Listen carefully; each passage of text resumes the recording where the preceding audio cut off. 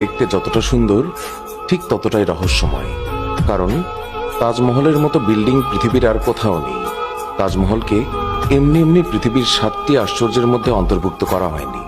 আজও এর অতুলনীয় সৌন্দর্য নিয়ে সারা বিশ্বে আলোচনা হয়।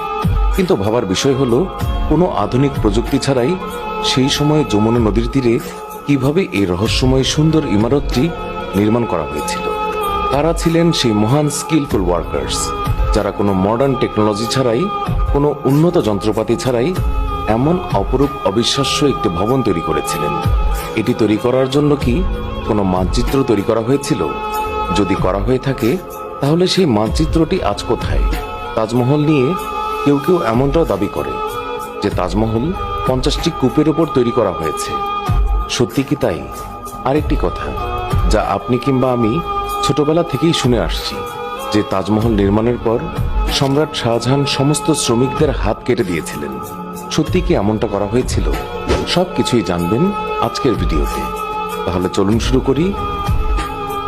ভারতের উত্তরপ্রদেশ রাজ্যের আগ্রা শহরে সাদা মার্বেল দিয়ে তৈরি তাজমহল বিশ্বের সপ্তাশ্চর্যের অন্তর্ভুক্ত, যা ভালোবাসার নিদর্শন হিসেবে পরিচিত।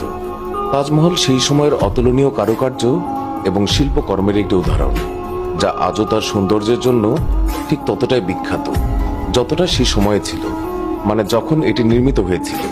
তাজমহলের সৌন্দর্য দেখতে প্রতিদিন দেশ বিদেশ থেকে হাজার হাজার পর্যটক আসেন। কিন্তু আপনি কি কখনো ভেবে দেখেছেন যে সেই সময়ে টেকনোলজি অত ডেভেলপ হয়নি এবং কনস্ট্রাকশনের কোনো অ্যাডভান্স মেশিনারি ছিল না? তখন যমুনা নদীর বালুকাময় জমিতে কিভাবে এটি দাঁড় করানো হয়েছিল এবং আজও দাঁড়িয়ে আছে?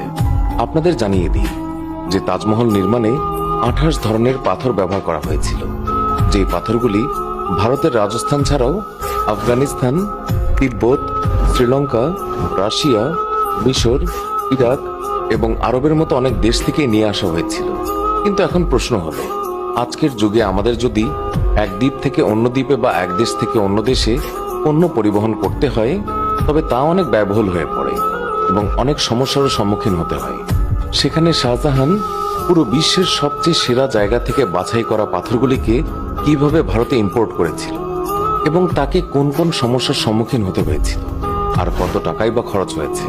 সত্যি কি আজকের দিনে তাজমহল তৈরির অ্যাকিউরেট খরচ বের করা সম্ভব? এটাও অনেক বড় একটি প্রশ্ন। এছাড়া তাজমহলে যে 28 ধরনের পাথর ব্যবহার করা হয়েছে, তার কারণে তাজমহল 3 ধরনের নিজের রং পরিবর্তন করে। কে ছিলেন সেই মহান ইঞ্জিনিয়ার যিনি এটা নিয়ে রিসার্চ করেছিলেন যে 28 ধরনের পাথর বেছে নিয়ে যদি তাজমহল তৈরি করা হয়